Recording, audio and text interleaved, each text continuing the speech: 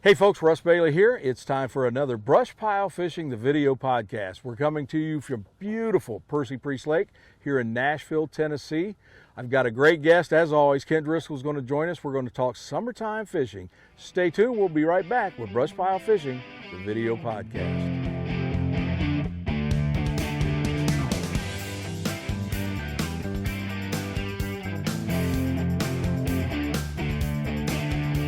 Welcome back to the video podcast, and I want to thank our sponsor, Bob Cycle in Sydney, Ohio. It's great to have them on board with us. And Kent Driscoll, how we doing, bud? Hey, man, what a great day. I'll tell you what, folks, we actually just got done filming not a show, but two shows this morning. Kent, you told me that Percy offers so many different options for summertime fishing. Yep. Our original plan was to come out, throw double jig rigs and get a show. Right. You called me yesterday and said, hey, I think we can get two shows. We can do a slip bobber show with minnows also. And we got them both done this morning. Yeah, I tell you what, the fishing right now is just really, really good. And these fish have pulled out off the bank from, their traditional spawning habitats. They've moved out into like 15 to 20 foot of water. The sweet spot seemed like it was 15 to 18 today. And they're on brush piles and stake beds right now. As we experienced, there's a lot of fish on these beds, and you can catch multiple fish off one spot, which is a lot of fun. Yep. The first show we started out casting two 64th ounce trout magnet jig heads, and then we also had an eye hole jig head on there too, and we paired that up with a 1-inch trout magnet. These black crappie on Priest absolutely love these smaller baits, and they like it falling really, really slow. And I want to stop you right there, Kent. So in my home lake, it's predominantly all black crappie. Okay. And when the water warms up, we're throwing the big baits. I've never downsized like that in the summer for a crappie, right. But we do that in the winter. We'll downsize, or if we have a big cold front. Right. Today was neat for me because it's the first time I've seen us use something that small for the summertime fishing. Yeah, I mean this 1 ounce or this 1-inch trout magnet, it's just a killer bait. And the colors today was Show Enough, which is kind of the monkey milk color, and then the hot color you had on was cotton candy, which is kind of a bright pink on the back and a light whitish pink on the bottom. And then mid-morning, I switched to gunmetal. Yeah. And once the sun got up, and that gunmetal's got some flake in it, some silver flake and a white tail. And man, we destroyed him this morning. It was unbelievable. And I tell you what it is, these black crappie on these little baits, they suck it in further. And I know you'll see in the video, we hooked a lot of fish, inside the mouth, deep inside their mouth, and right in the top of their mouth. And, that number 4 mustad is a super sharp hook. And, it was just a lot of fun catching those fish. And there were several times we had doubles on too, so that made it fun too. One of the things too, I think, with the smaller bait that helped us today, when we started this morning, folks, the bite was pretty fierce. I mean, it was bam, they were hammering it. As the morning went on, they would still let you know they was there, but it was just a barely tick. They wouldn't chase anything. Right. But you could feel that something was on there. Right. And that's where, like you say, that light bite. Yep. Yeah, that light bite. And, if you think a fish is on there, set the hook. Yeah. Okay. If you feel just kind of a dull tick or just a really light tick, or you see your line move, set the hook. Yep. 9 times out of 10, that fish has sucked it in, and he didn't kill it. He just sucked it in his mouth. And if you'll set the hook, you'll catch a lot of those light biting fish. Sure will. Now, when we did this show today, folks, we're in the last week of June. Water temperature today was about 82 degrees. Kent, I know you said in the spring those fish are going to start moving out here in these deeper brush piles when this water warms up. That's right. Will it be like this the rest of summer?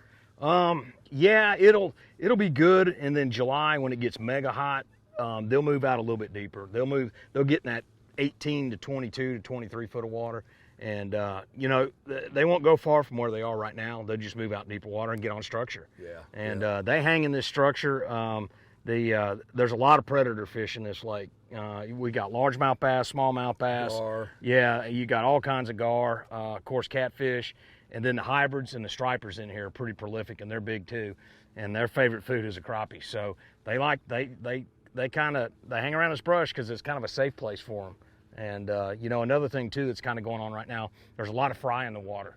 Yeah. And when you get around these brush piles and stake beds and you see kind of that fuzzy look, That's what that is. That fuzz a lot of time is fry. Yeah. And a crappie, you know, he'll eat his own, but he'll also eat brim fry and yellow belly fry. You know, all these fish are spawning in these brush piles, and that's what makes them so special. And again, they're small. Yeah, oh yeah, really small. You got to match the hatch this time of year. Yep. It's funny, when we first had our partnership with Crappie Magnet, and Jeff Smith, I went up to him and I remember telling him, Jeff, the first time I seen some of these baits, I thought, I don't think they're going to catch crappie. And man, it has been like dynamite. And, are you kidding and like me? the one today, Lights out. the one today was incredible. And like you say, double jig rigs. Now, we got the first show done by 8:30 in the morning. We were done. We had a complete show. And we talk about different options here at Percy Priest. We went to something that, Kent, I think we all started out with. Oh yeah. Slip floats, minnows, Right. easy rig. What was so good about that today for you?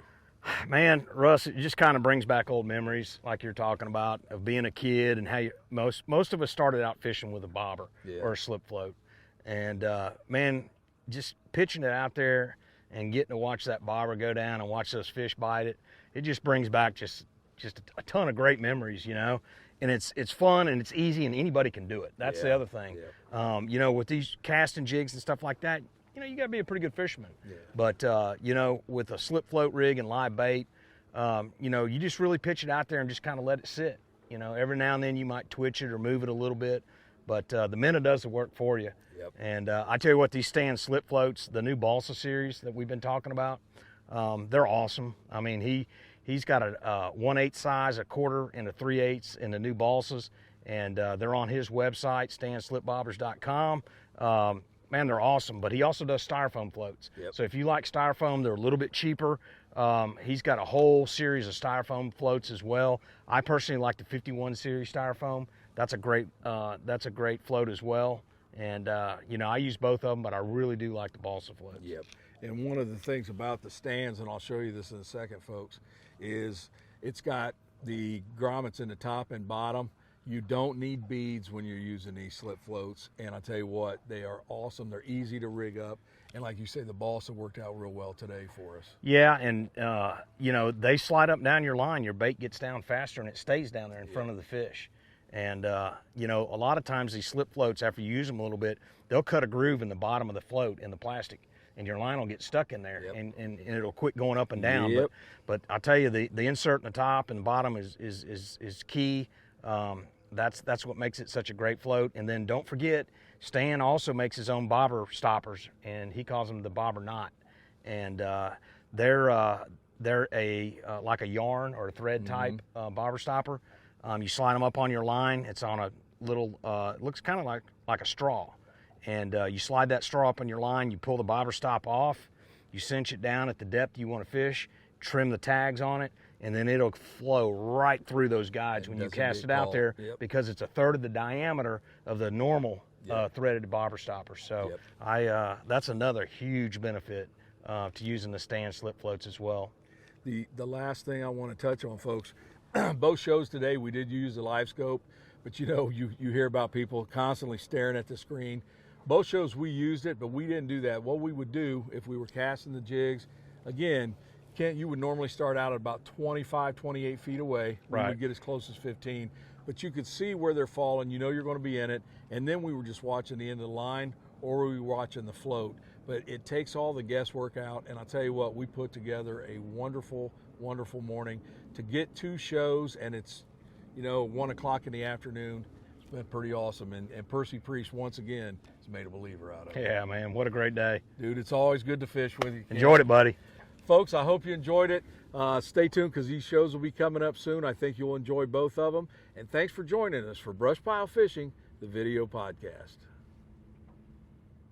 Bob Cycle Polaris has the deals of the summer. Visit in store September 21st for our open house event. Call 866-303-8182 or visit hitthegas.com to learn more.